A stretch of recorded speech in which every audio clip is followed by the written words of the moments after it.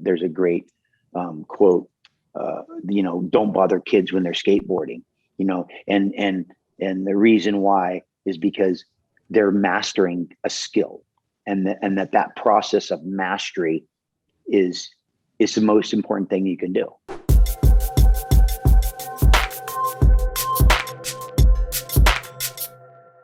All right. Okay. Welcome to another episode of Within the Game podcast. My name is Aaron Wexler, and I'm here with the one and only Laird Hamilton. Laird, thank you so much for being here, man. Aaron, my pleasure. Thank you for having me. Laird, you're a legendary big wave surfer, the best big wave surfer the world has ever seen. You're an iconic waterman and ocean master, an innovator and pioneer. You're an entrepreneur and family man. Your IG is at Laird Hamilton Surf, and your website is lairdhamilton.com. Once again, Laird, I really appreciate you being here, man. I appreciate it. I like always just say a human from Earth. I just say I'm a human from Earth, and if you're something different, then we can talk about it. Love that. Let's jump right into the theme of this podcast, Laird. What does inspired living mean to you? I mean, I think I think you have to be. You have to be optimistic. You have to have faith. Inspired living to me is connected to faith, which means you have to believe that, good things can happen. Because if you believe bad things can happen, those will happen too. So I think there has to be some positive. I mean, inspiration is positive. So inspired living is having faith that positive things can happen, and that's about belief. I love that. I've been listening to a lot of your podcasts, and you're so transparent, and you're just willing to show up and be available. And you talk a lot about honesty, and it just stuck with me because that to me is kind of one of the foundations of being inspired, right? Being honest, not just with the world, but being honest with yourself. Can you talk a little bit about that? Well, when you talk about being honest with yourself, my mom had a great saying that probably one of the greatest things she ever said to me, or at least the one that stuck with me the deepest. I mean, there was a lot, but my mom said that if you can't be true to yourself, that you can't be true to anyone. And so I thought that's true. And so if you can't be true to yourself, you can't be true to anyone. So you got to start at your own house with you and being honest with yourself. And that's a deep thing. That's a deep thing to really be honest with yourself. I think if you can be honest with yourself, then you have the capacity to be honest with other people. I mean, especially with your partner, with your family, with your friends, but it's got to start with you. Because if you're not honest with yourself, if you can't live up to your own words for yourself, and in a way, there's a selfishness about it, but yeah, you have to start with you. And because you can't have a double life. You can't just be, lying to yourself and not living up to your own words for yourself, and then expect it to be different outside with other people. Man. And, the idea of inspired living and I was telling you before we started this, that I really thought of you, and what you stand for and how you embody this idea of inspired living with everything that you do. And we'll get into that. But the one thing that came up for me is you allow yourself to go for it, right? And not just in surfing and not just dropping into a Teahupo'o or a Nazare, but like in everything. Can you talk about that, allowing yourself to go for it? Because I really feel like that's something that many of us, like you said, like human beings, like we need to do that. We need to let ourselves go for it. Yeah. Well, there's something that goes with that really well is, we say that, we have a saying that, we all are our own, each are the greatest inhibitors. We inhibit ourselves. So people, and as I think as a human, you love to say, well, I would do this if that guy hadn't done this or she hadn't done that, or, we're always we're pointing at other people, to justify maybe the lack of things happening and our lack of our belief or whatever it is, but we stop ourselves more than anyone stops us. We stop, and at least in our in our society, in our world that we live in. We are our greatest inhibitors. And, I think a big piece of that is, social pressure and your fear of failure, the fear of failure. I think the fear of failure prevents people from moving. I think that people are, and social acceptance, like, hey, I'm not going to be accepted. So, I mean, this is a primal reaction, right? Because if you're not accepted by the community, you don't survive, right? In nature. So I think there's something really deep with it. I think that's why it's so dominant, is we fear being accepted. And so, that's something that I think I've had the fortune to kind of deal with. I think because of the way I grew up and because of, things that I was exposed to, that I stopped, I care about the people that I care about reaction to what I do. I do because I value their opinion, but I'm not going to give my happiness over to people that don't care about me, because they don't care about me. And so they're not going to care if I'm happy or not happy. Or so I think that that's a piece of it, but the fear of failure, I think once you've gone through that process enough times, once you've failed and then got back up and done it, and then you failed again, and it almost becomes formulaic. You just like, okay, here we are, we're in the failure part again, fail, and then you get a little glimpse of hope, and then fail, and then a little glimpse, and then pretty soon more glimpse, and then pretty soon the failure kind of, you're not failing, you're succeeding. And I think that's a big piece of it, but you still have to go through you always go through the emotional roller coaster of that process. Will I be able to, injury has been a big piece of that. I think being hurt and when you do things physical and you need your body and you hurt yourself, then you're like, hey, am I going to be able to do this again? Will I do it like I used to do it? I mean, all those things that the scenarios that the brain runs in our minds, to get us to actually just stop, because ultimately the brain, the body's always just wants to figure out a way to justify us doing nothing, right? That's just really, that's kind of its goal, right? Is to reduce exposure to danger as much as it can. So whatever that looks like, and danger comes in all kinds of faces. And, obviously failure is danger. Failure, that's danger. I mean, right. Falling, drowning is danger, but being publicly humiliated is danger, and having somebody laugh at you at school is danger. I mean, these are all danger. The body doesn't differentiate one danger for the next. This is just a threat on the system. So how do we avoid that? Well, don't move, stay home, Definitely don't try anything that makes you look bad, or just jump off a cliff, That works too. After you're done, it's good. When you're up there, you're like, oh, I wonder if I'm going to make it. And then after you land, you're like, oh, that was amazing. So you want to do that again? Right. Well, let's jump into ocean mindset. I wrote this topic because I'm an ocean person myself, and I know you're just a waterman, ocean master. But I wanted to talk to you about your mindset when it comes to the ocean. You mentioned in another podcast this book called Blue Mind, and I've actually been listening to it quite a bit lately, and it's really awesome. I really recommend it. Could you talk about ocean mindset and what that means to you? And if you want to tie in, Blue Mind and the themes in that book, go for it. I mean, when I think about the ocean, I think about my home, I think about a piece of something, right? It's like, in a way, the ocean's like the universe. It's like it's a massive thing. So in a way, it's an unexplored universe that you're a piece of. And so when I think about the mindset of it, I think about being part of it. It's like people don't realize that part of the amazing thing about surfing is that you're in the ocean. So you're in an environment with creatures, and you're just another creature in the environment, right? And so there's a certain honesty to that. There's a certain honesty. There's a certain humility. I mean, the ocean is the master teacher, right? The ocean is the grand master teacher. It's the king of there's a consciousness. The ocean has a consciousness, right? The ocean has the ability to conduct energy greater than any other substance, right? So we know that it just conducts energy, and I always say we're all equal before a wave, right? So we're all everybody. The wave doesn't discriminate, doesn't go, hey, I like you, or you're that, or you're this, or you're smart, you're pretty, you're strong.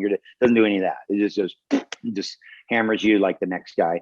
and your skill and your experience is the only thing that you can use um, to kind of survive the situation. It's interesting when you hear people talk. There's no wave conquering. There's wave surviving. There's the ocean's allowing you to be on a wave, and your ability to be on it is, your skill at navigating is the only thing that allows that. But I think that for me, the ocean consciousness is really being connected and being part of something greater than yourself, and it's nature. It's Mother Nature. It's that, it's the when my friend calls it the soup of life.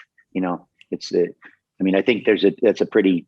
We could probably just use that subject for the the whole show. Yeah, no, we totally could. And that book blew mine. It goes into like the science of what living next to a body of water does to the brain. And it's really powerful. I've lived next to the water my whole life, and I couldn't imagine not living next to it.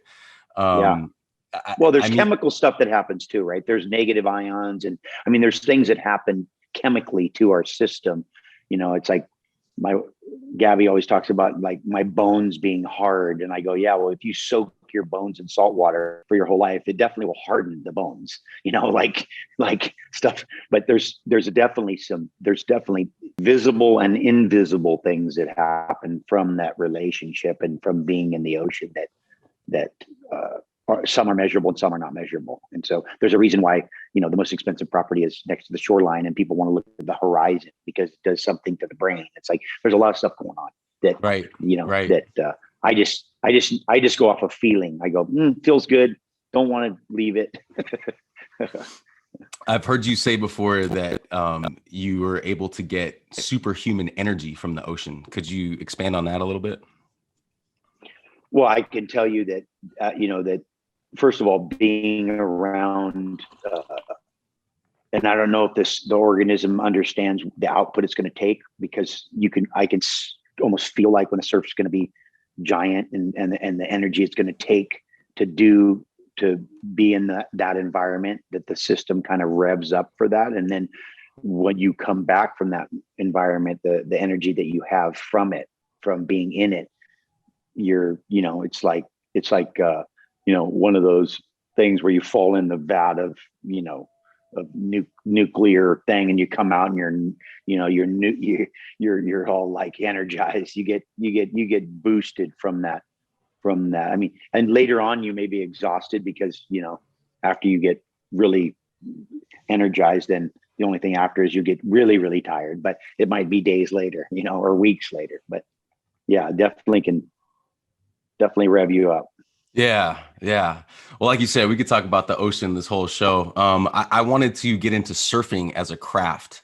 The theme for this show, this project that I'm doing is inspired living for athletes. It started for youth athletes, and now it's kind of evolved into athletes and entrepreneurs. So again, you kind of fit perfect in there. But surfing is a craft, and I want to try to make this relatable to someone who doesn't surf or has never surfed. We could talk about Teahupo'o and all these big waves that you've done, Jaws, and tow-in stuff, and stand-up paddle and hydrofoil. I'd love to get into hydrofoil stuff, but just surfing as a craft, talk about that, and talk about the craftsmanship that it takes to ride these big waves and to innovate and do these things that you're doing. Well, the thing about, I think one of the misconceptions about surfing is that it's the act of, being on a board riding a wave. But the truth is it's about the understanding of what a wave is going to do.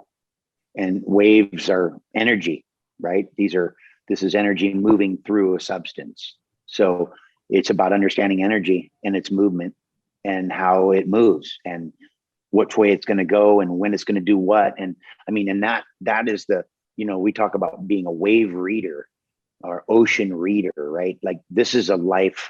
This is multiple lives. This is an endless endeavor that you could never really totally perfect. Now, getting on a wave and riding a wave, you can do some amazing stuff, and that takes a skill, but only your understanding of the wave itself allows you really. And that's what I've come to understand, is that we're really wave readers, that we can look at waves. Like I can go and go to a beach where people are surfing, and I go, yeah, that guy's going to fall down. And the person's like, well, he hasn't even caught the wave yet. I go, he's going to fall, like just because you can just see what's happening. And so I think there's a lot of it to that. I think that is probably the part of it that really takes the mastery, that's the craft. The craft is understanding the ocean, right? And understanding, and this is like thing not to be understood. I mean, it's less than 3%'s ever been even explored. And then you're talking about trying to understand. It's like understanding an organism's behavior or something, massive organism. But so I think that there's something to that. I think there are the ways in which we're able to ride the energy that's traveling through the water.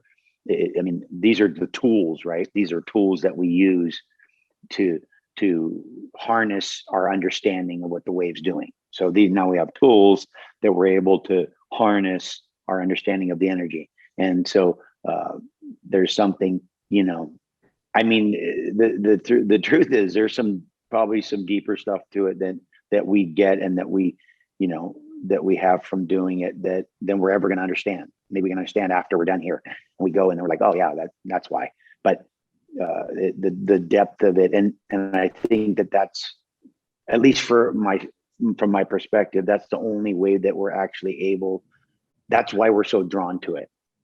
That's why we're relentless in our pursuit. Like, it's ridiculous. Nobody's relentless like that in their pursuit for any activity. Like, no one is. I don't care what sport it is, I don't care what you do. You don't just live and eat and breathe it at this level, like at this.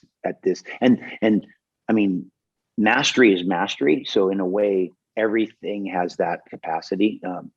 There's a great quote, don't bother kids when they're skateboarding, and the reason why is because they're mastering a skill, and that process of mastery is the most important thing you can do.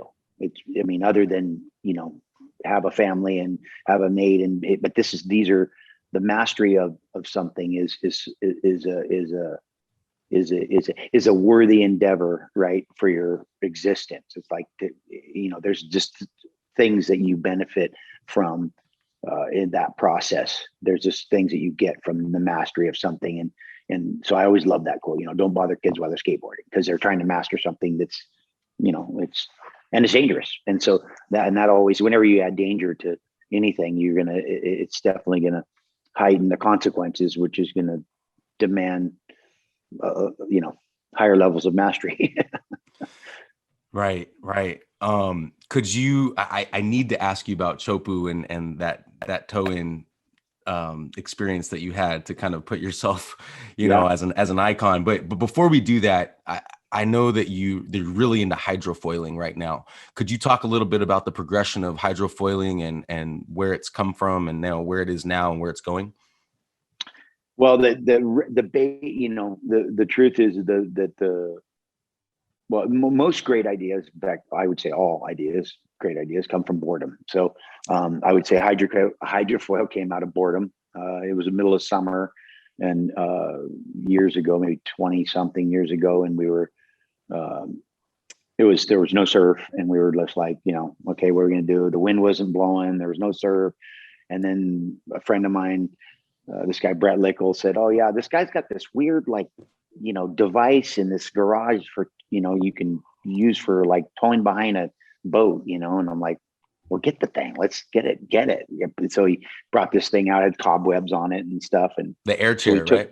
Yeah. So we took that thing down and we got on it. We thought it was for handicap, because it had a chair and there was a seat belt. You were like attached to it. And when you crashed, we called it the scare chair, and you just get slammed in your face. And we were like, hey, we're surfers, we got to try to stand on this thing, So this is the first day we started trying to stand on the device, and we were able to stand up and go a little ways. We're like, that gives us hope. It gave us a glimpse of hope. And then we modified, we asked the guy if we could borrow it, and we took it apart. And as long as we didn't damage anything. And we made a standing kind of a standing board with that air chair foil, like aluminum foil for, like I said, behind a water ski boat, that came out of Hydrofoil skis. And and so we were playing with that. And at that same time, we had another thing happen where we kind of experienced, and we figured out, we actually went and figured out that we could actually harness the wave's energy with it, that we could harness the energy with inside of the wave to push us with it. We didn't need to be towed. And that was kind of a big breakthrough. We're like, wow, we can fly on the wave's energy, with the hydrofoil.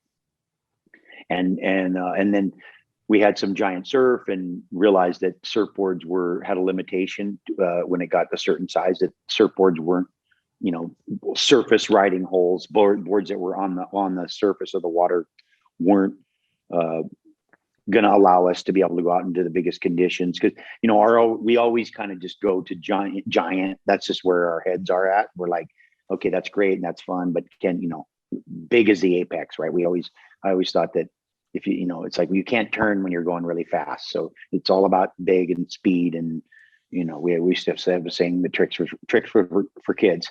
But so we realized that hydrofoils were that, that was going to be the direction to deal with giant surf and surface texture. And then I spent, with a few friends of mine, a group of guys in Hawaii, kind of every season for like 10, 12 years, we were foiling that's what we did. And so, and then now it's kind of taken off. They started using it in kiting, and just for people that don't understand what a foil is, people have a hard time kind of understanding.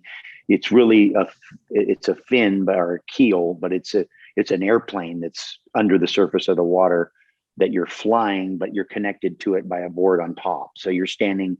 So if you lean forward on the board, the plane dives, you lean back, the plane goes up, and you fly the plane below the surface by balancing on the board, which adds a whole nother dimension to a sport that we've been doing our whole lives. And in a way, it turns out that it's a natural evolution or a natural application to what we've been doing. So it just seems now it seems natural that we would evolve to that point. But it goes back to what we talked about in the beginning, the willingness to fail and not worry about what people think. I mean, a lot of the things that I've been involved in kind of developing wouldn't exist if I would have I would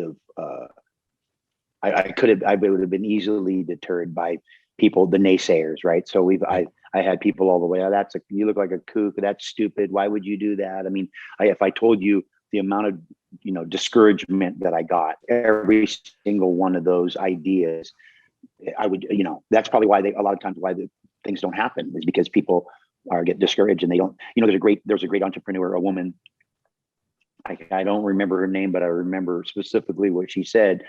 And somebody asked her, well, if you have an idea, what do you do? Like, what would you do? And she goes, I just wouldn't tell anybody for a year because they would discourage you.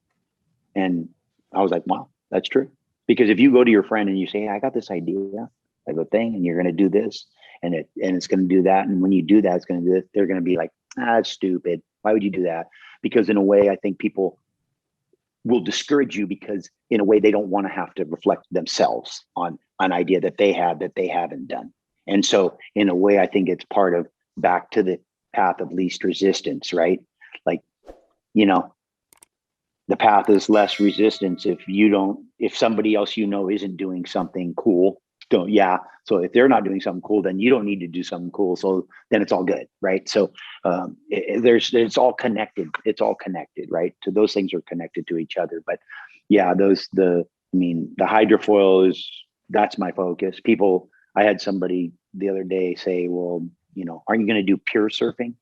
And I'm like, first of all, I can't wait for you to tell me what pure surfing is, right? I've surfed since I was, a child, like since before, my diapers, like, okay, what is pure surfing to you, right? And they're like, well, on a surfboard, that will get too much more pure than what we're doing, but cool, whatever you want to do. But again, it's back to social pressure, and we always want to. I think we have a tendency to we need to don't define me by my equipment, right?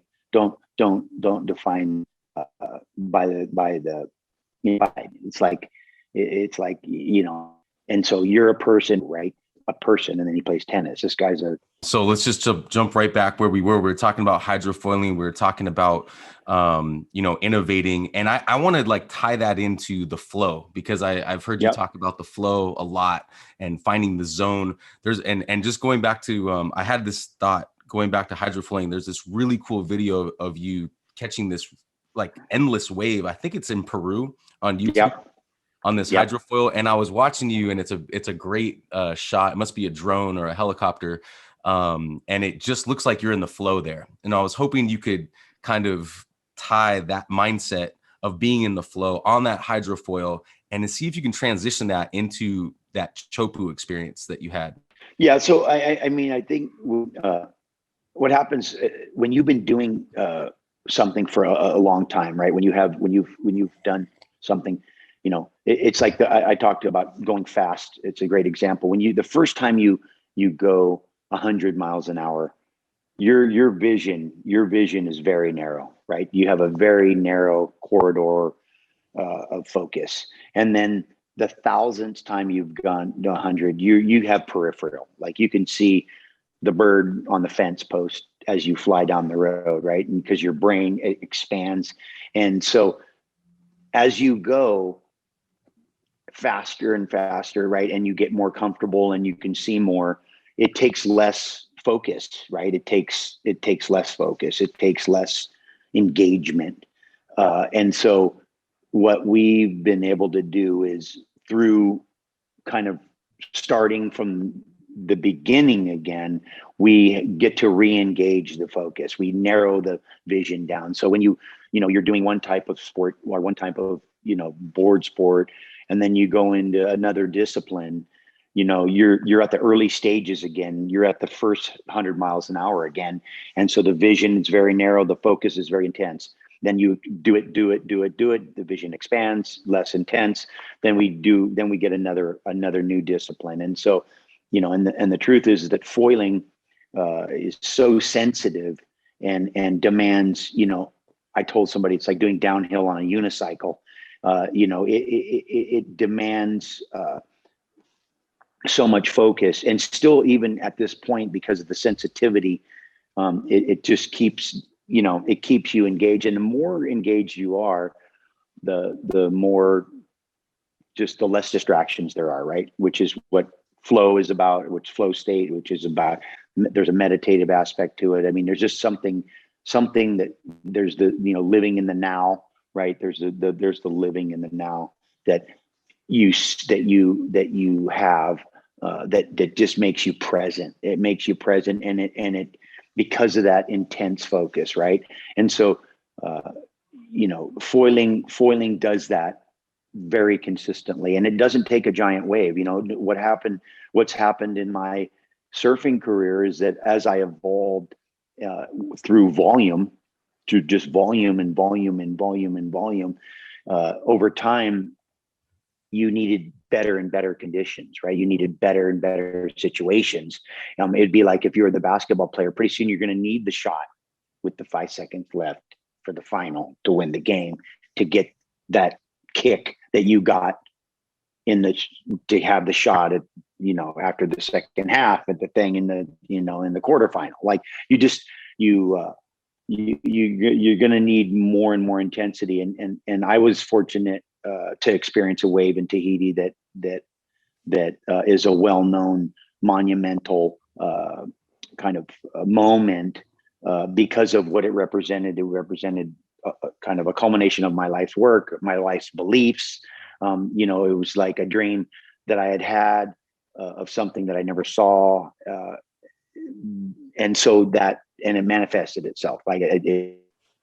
So so that was an apex moment, right? So that was a moment I was never going to be able to make, my first giant day at Teahupo'o happen again. Right. It was just never going to be. And since then I've been and I've rode giant days there and had giant waves, but nothing like that thing. So like a new discipline, it was like, okay, now I need to find another, because then there's a great saying, right? Never let your memories be bigger than your dreams. And so at a certain point, you don't want to live in the past, right? You don't want to be like, well, I rode that, and like you can go to a bar and there's bars full of that every day, like I was back in high school when I ran the touch, it's like, you don't want that, right? That's going to be a bad life. So we're projecting into the future, right? So we want to be looking forward. And so that's so that kind of that apex moment in Tahiti on that wave, the part of the reason why there was a few reasons why that was a monumental moment. I mean, first of all, the technique of towing that we had developed to ride waves that were unrideable until that point really hadn't completely been concreted in. It wasn't really in stone yet. It was still kind of vague, like, oh, you could ride that on this, and maybe they could this, and they that moment was, and that wave in particular really is a defining wave when it comes to rideable and unrideable. Like other waves, you can go, well, maybe you could paddle in, maybe you couldn't paddle in on that day when it's really giant. You can't, but there's still this gray area in the middle that can be debated, which the humans, the couch potatoes, love to do that. So this was like, this was like rideable, unrideable, no debate, no question. Really clean and simple, and still to this day is like that, very, very nicely. You're talking 21 years later, it's still, rideable, unrideable, and everyone knows it. It's all good. So that represented that, and then the ability to actually ride it. That was the other part. So the technique of getting on one, and then actually being able to successfully navigate it without dying, or just not making it. That was another piece of it. So again, for me, that was an emotional moment, and then knowing, okay, and then somehow intuitively sensing like, hey, this is, okay, great. Now what's our next move? Right. And so we shift into foiling, and we focus on foiling, and then we start going, hey, longest ride, fastest speed, things that are interesting. What one thing that I've kind of come to learn is I really enjoy doing what I haven't done. Mm-hmm. Not doing what I have done again. That's less interesting. It doesn't make it less fun. Sometimes that's ego. I'll go show them, like that kind of human thing of like, I'll show them, I'll go back and, sure. But you did that. If you're good with it, then just don't let that be a limitation to keep evolving. And so, at the present moment, foiling is the focus. Giant is always something, but giant's elusive. When you can pull back and make lesser things more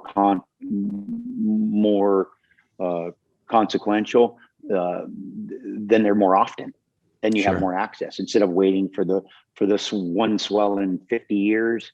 Now it's every winter, multiple times a winter. So that's a really nice thing. And it was an iconic moment at Teahupo'o, and you made the cover of National Geographic. I'm going to link that footage, so if people don't realize what you accomplished there, that they can see it for themselves. I want to go back to flow though, because like I said before, I want to make this relatable. Not everyone's a surfer or an athlete or champion. Is flow something you can practice, or do you just have to let it happen? Well, I think you put yourself in situations. I think there's a form of practice, right? The practice is that allowing yourself to get into the position to experiencing it. And part of that is that putting yourself in positions that demand that intensity, and certain sports take, you have to be very, it makes it easier when you're great at something to get into that position. But if you have less skill, you can get in that position in some ways almost easier, because it takes less to get you into the position. where when you're better, it takes more, even though you can get into and part of it is when you haven't experienced it too. It's sometimes it seems confusing. It can be confusing to be in a place of detachment when your whole thing is to be attached the whole time, and then you're detached to experience it. I mean, Chopo, I'll go back to that wave for 1 second just to give you the sense of flow state. Flow state is when you slow things down so you have time. And so in a way, during the ride of that wave, I was able to have a conversation with myself that took a lot longer than the ride itself. So in a way, somewhere in there, I had time and space, and that comes from the mechanism, you speeding things up. Because to create slow motion, you have to speed film up. So I don't know if people realize that, but to make slow motion film, you speed film up. The faster you run the film, the slower the motion is. And so think about that in our terms, which means the faster that you're assessing and you're seeing, the slower everything is. You have more time you have, in other words. So the ability to slow things down, where it's the matrix where you're bending around, the bullets are flying by. I mean, this is because assessment is sped up to the point where you're given time in order to make decisions, right? And so that you can make the right decision, because under the normal circumstances, the speed wouldn't allow you to make a good decision, which would result in the failure of it. And so there has to be consequence. And we can self-induce consequence quite easily. Like if you really don't like to lose, right. That works, a public embarrassment. Oh yeah, that'll work. Getting hurt, that'll work. I mean, all those, there's a lot of things that can induce that heightened awareness, right? But it's consequence. There's got to be a consequence, and there's a lot of ways to have consequences, but in order to induce heightened awareness, which will result in flow state, because you'll slow things down from sped up assessment. So you speed up assessment, and then you have time to make decisions, which is then everything else goes away, right? You're not thinking about anything else. You're not thinking about anything else. The person in the crowd, the problems on the land, there's just nothing is except. So that's kind of as present as you can be. Well, speaking of that and practicing that, I'd love to transition into the XPT program, because I feel like that program, even though I haven't done it and I would love to one day, it seems like you guys train for that moment, or that you train for the flow state almost, being underwater with the dumbbells and just doing all this, the ice baths and the hot sauna. Like, could you talk a little bit about that, but tie it into the flow state? Well, so again, it goes back to perspective, but it also is it's like the body doesn't know the difference.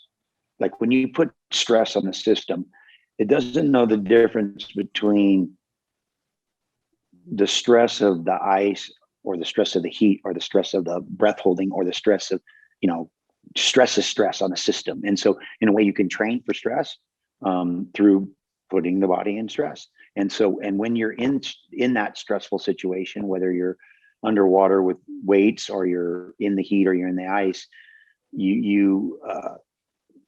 those situations bring you into the now, right? They bring you into the now, which is flow state, which is back to flow state. So you're in it. And so those, because when you, it won't be the whole time. You don't just get in the heat and you're in the now and you're like, cool. No, it's at the end when you want to get out. It's like, it's at the moment when you're in the ice and you're like, it's freaking cold. And you're like, I want to get out, but I'm not going to get out. And you're running that scenario in your head. And you're like, should I get out? And another thing, and all that stuff. But in that moment, that's the now, right? That's the now. When you're underwater and you're like, you're at the end of your breath and you're like, and you have another 10 feet to go. And you're like, other thing, I just want to put these things down and, I want to jump to the surface. That's the now, right? That's the time when you're on the wave and your brain's like, jump off. I mean, you're like, oh, I don't want to jump off. And if I jump off, I can't make it, but I got to stay on. It's like, that's the same scenario, just the different vocabulary, but you're still in the same situation. So those things really do help in that other thing, right? That's going to, when you get in this other, and if you're going to fight a fire, if you're going to be in a flood, if you're going to be in a hurricane, if you're going to be on a giant wave, if you're going to be in the, it's just going to help. Those are all interconnected. That they're all going to be supportive to one another. And so the more you can expose yourself to that, the better you'll react when you're exposed to that. It's just math. It's all back to math. It always goes back to math. Yeah, no, it makes sense. Could you talk a little bit about the breath work? Because, and specifically, like for anyone listening to this, well, first explain breath work. But for me, I'll just tell you where I'm coming from. My dad, who's probably going to listen to this, Howard Wexler, he actually gave me a rebirthing session when I was a little younger, and it was kind of magical. And rebirthing is basically, lying on your back and a guide guiding you through these deep breathing patterns. And they call it rebirthing because afterwards you actually kind of feel like brand new. You feel rebirthed to a certain extent.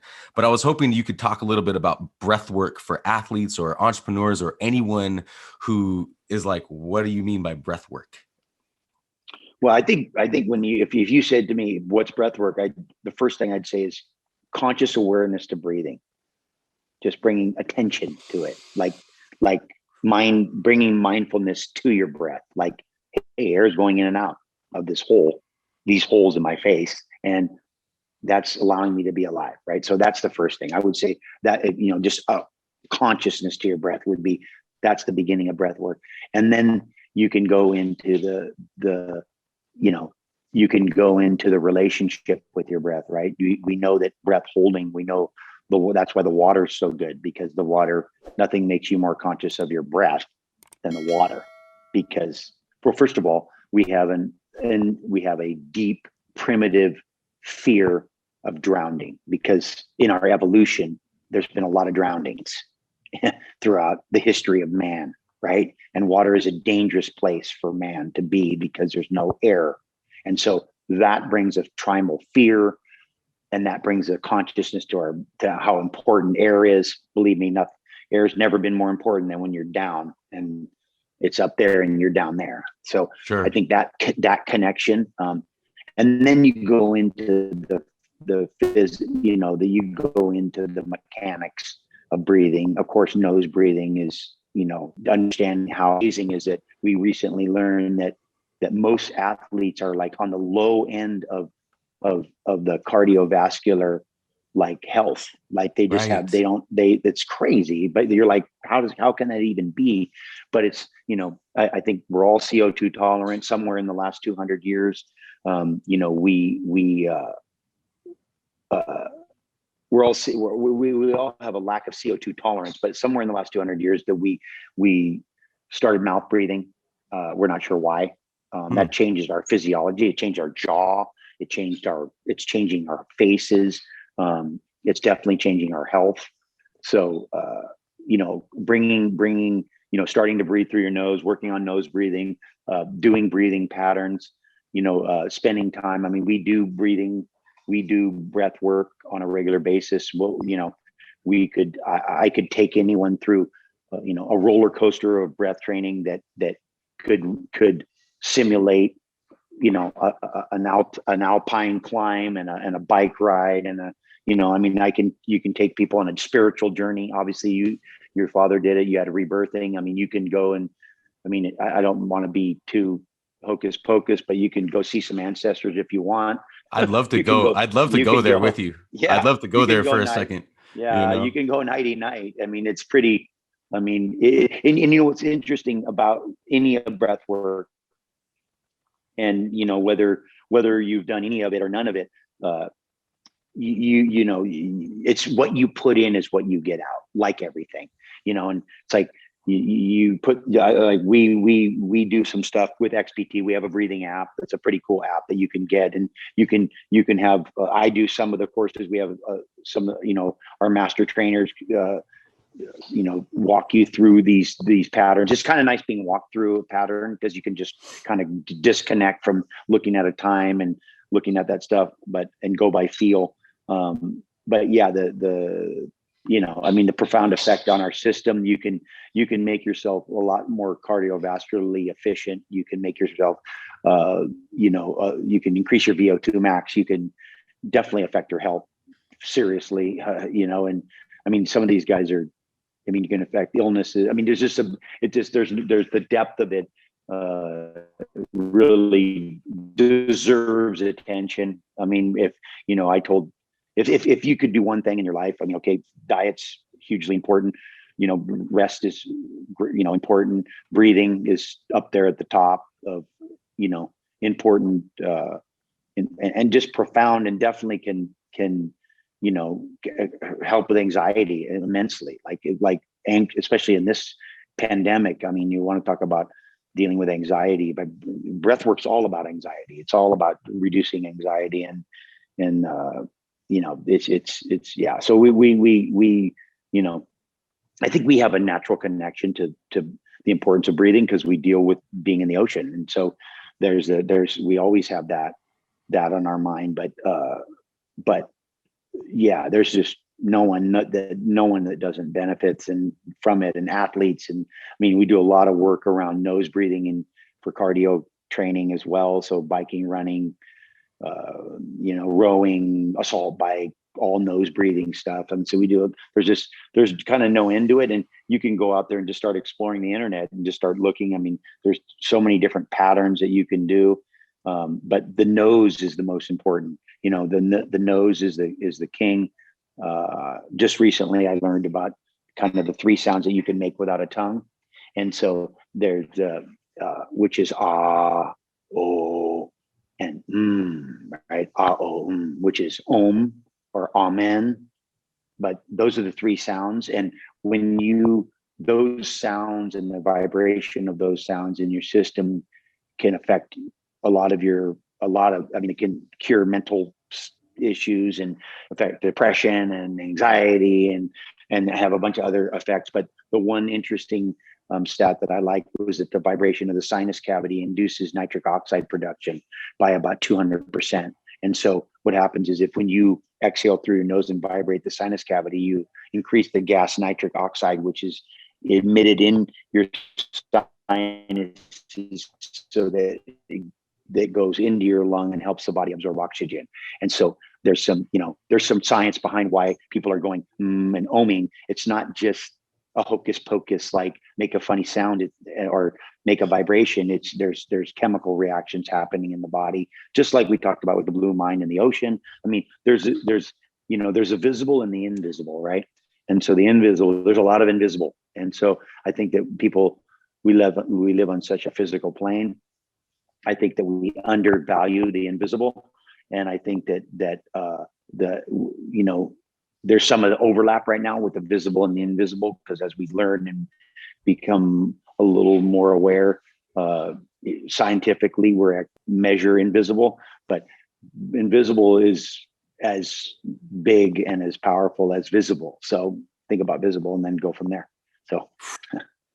Man, I really do want to go there with you for a second in terms of spirituality. I'm a spiritual person. You mentioned earlier, you said path of least resistance. That stuck with me. That's Abraham Hicks, I feel like, a little bit coming through right there. But I wanted to quote, I found this quote you said in some podcast, or maybe it was your book, which I have right here. I believe that our imagination is our connection to higher knowledge. Do you remember writing that, or does that resonate with you? Yeah, that resonates. Whether I wrote it, I mean, usually, I think most of us, we just repeat what we hear, right? I mean, I think that's how would you say something that you hadn't heard before? That's not what we do, right? So in a way, I think whether you create your own version of it, but yeah, I mean, there's no doubt. Because I mean, think about it. Think about everything that exists and everything that's, especially now lately, where's this stuff coming from?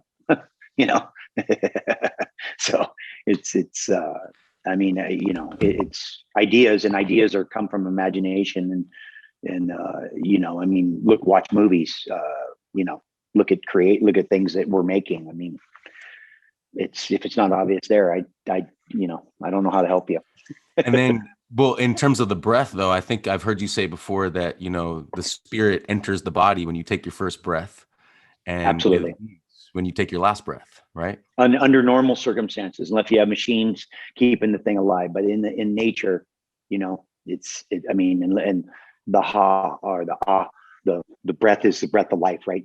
In the Polynesian culture, that's the whole thing. Like it's the breath of life, right? That's life. Life is breath, but there is a rather interesting relationship between spirit and breath, right? That's an interesting relationship. Spirit and breath, they're definitely connected, because normally in life, when the breath leaves, the spirit leaves. I mean, people stop breathing and then they talk about out of body experiences, and they start to breathe and the spirit comes back in. So there's some afterlife. There's some stuff that happened that you can read about, that people have had near death experiences, and that gives it more of an obvious connection where you're connecting it, and it just makes sense. I've done some breath work where it's almost like the spirit thought, well, it seems like you're going to stop breathing now, and like go outside of yourself and look back, and look down on yourself. And so, well, I don't know if that's the brain playing tricks or not, but it's working for me. Yeah. I want to transition and last segment here about Okay. being an entrepreneur, but just the last thing on that is, when you're going through your day, and not just you, anyone listening to this, right? Like when we're going through our day and we're just, we're focused on making money and doing what we need to do, that spiritual force inside of us, we shouldn't forget that, right? I feel like a lot of us forget that when we're just busy and we're going through our life and we're doing this and we're doing that. But there is this connection. There's this connection to, you could call it a higher power. You could call it, whether you're religious or spiritual, whatever it is, there's a connection there. And I feel like a lot of us, specifically athletes, right? We kind of tend to not remember that because we're so focused all the time. And we have these goals and we're like, okay, I got to do this and I got to do that. But, that force is there, right, Laird? It's there. And I think it's worth respecting and recognizing. I'll use I mean, there's a thing called intuition, right? So you have this skill where you have an intuition, right? You have a sense of something. But you can't see it, but you can feel it, and you just kind of have that ability, right? You have an intuition. You have a sense of something, right? That's there, and that's a skill that unused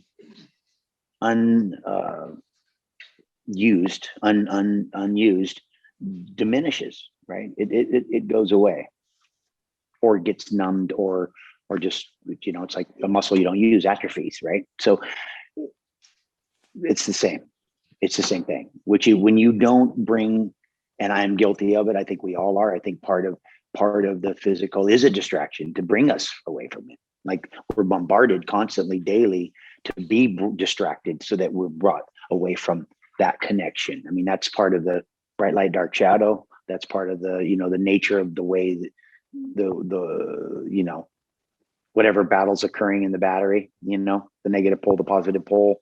I mean, that's what's going on. And so I think when you're not conscious of it, and I think I know that just being connected to the ocean and certain things kind of helps me get reconnected, and I think not everybody has such a good resource to do that. I think sometimes people don't have that opportunity as often. So outside of them, and so in a way they're forced there. They have to try to do it on their own more. But again, it's an atrophy. It's a muscle. Like it's a thing that if you're not using, and you're not thinking, and you're not connected to it, that it in the great book, it talks about, he gave them away to their debased minds. There's something to that, right? There's something to a certain point. If you're not reacting, I know that I try to react to my intuitions. Like, I go, hey, you know what? I got this feeling about that thing, and I'll just react to it. And then I get those feelings more often. I'm able to react more often to them. And all of a sudden it's like, it happens more, and I'm using it.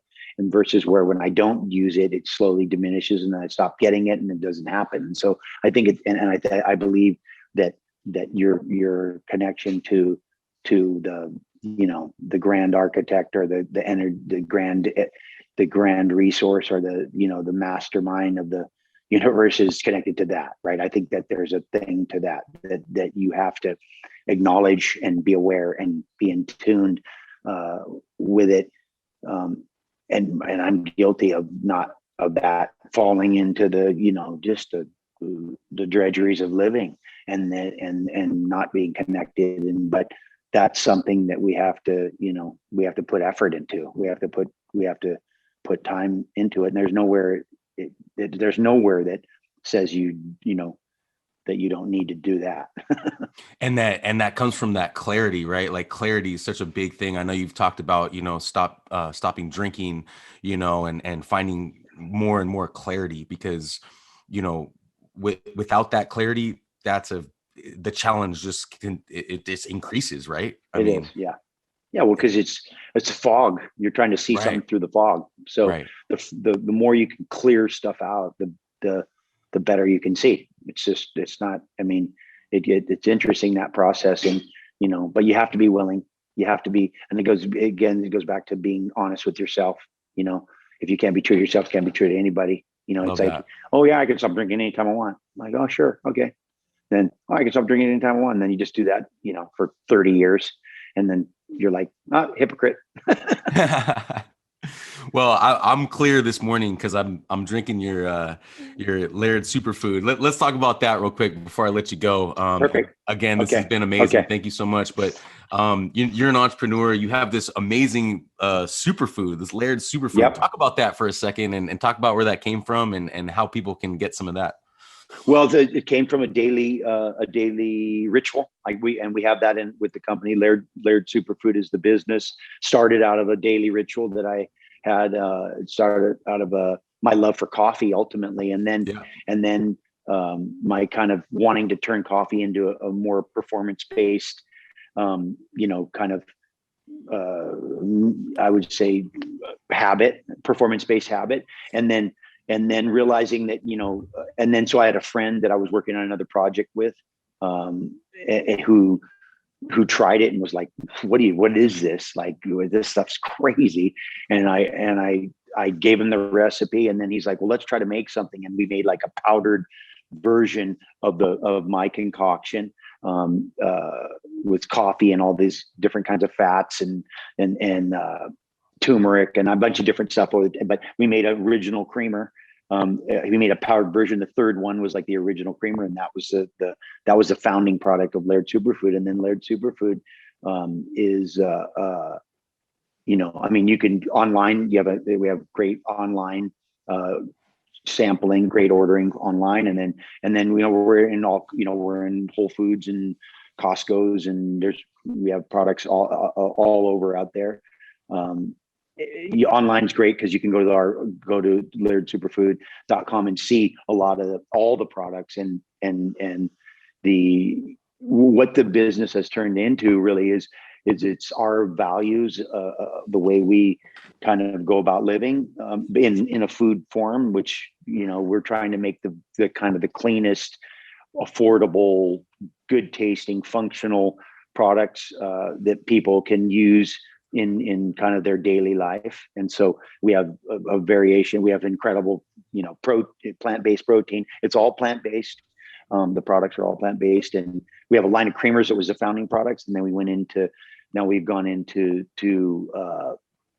we have plant milks, powdered plant milks. We have liquid creamers coming out. We have we have greens formulas, morning wake up, daily ritual stuff. We have just an incredible line of powder products, and then now we have liquid creamers coming out. But we got now, even we're working for kids stuff, like we have cookies and brownies and pancake mix and all that stuff, but really with clean ingredients and always trying to put something functional in it, something healthy. So that's we're kind of trying to take these things that we do on a regular basis and stimulate. We're putting ocean minerals in there, and we're putting some great, we're putting stuff in that's good for you. It's really So good. yeah. I got the liquid creamer from Whole Foods, and Oh yeah, I love coffee too. But what's cool about this creamer is that it actually gives you like that focus more than the coffee, for because the sure. coffee gives you a little For sure. buzz and it wakes you up a little Yeah. bit. But this is like, man, Yeah. like I'm jiving on this one, So I Yeah, appreciate well, it. the clarity, it's about the mental clarity. It's about the Right. focus. That's the whole thing, is that it's really about making coffee functional. People don't realize that caffeine revs you up, but that doesn't make your brain clear. Your Right. brain really wants the fat, the good fats to feed on. And so you get that mental clarity with the energy. Time releases the caffeine. You can roll on that stuff. Like we can, you could run for 6 hours on a couple cups and not, Yeah. and not even blink. So, Yeah, it's but really yeah, good. we're excited. We're just really trying to grow the company and try to get it to as many people as we can, because we really believe that, one of our mantras is better food is a better you. And so, like, breathing is important. We know food is, is important. And so, Yeah. and people are, mineral deficient and fat, good high quality fat deficient. There's just areas that people can really benefit. So Yep. that's our objective. We got a bunch of really great mushroom products as well. We're putting on mushrooms in a lot of the creamers, and because all of the adapted. There's just so many things, and we're trying to build a brand that people can trust. That's our Yeah. biggest thing, is to build a brand that people can rely on to provide them with stuff without them having to be a scientist and read confusing labels, and we're trying to kind of do the homework for them so they can trust us, and we can be honest. Yeah, no, 100%. Yeah, that honesty. Yeah. I'll link that here when this is Okay. published. And then last two things, and I'll let you Okay. go.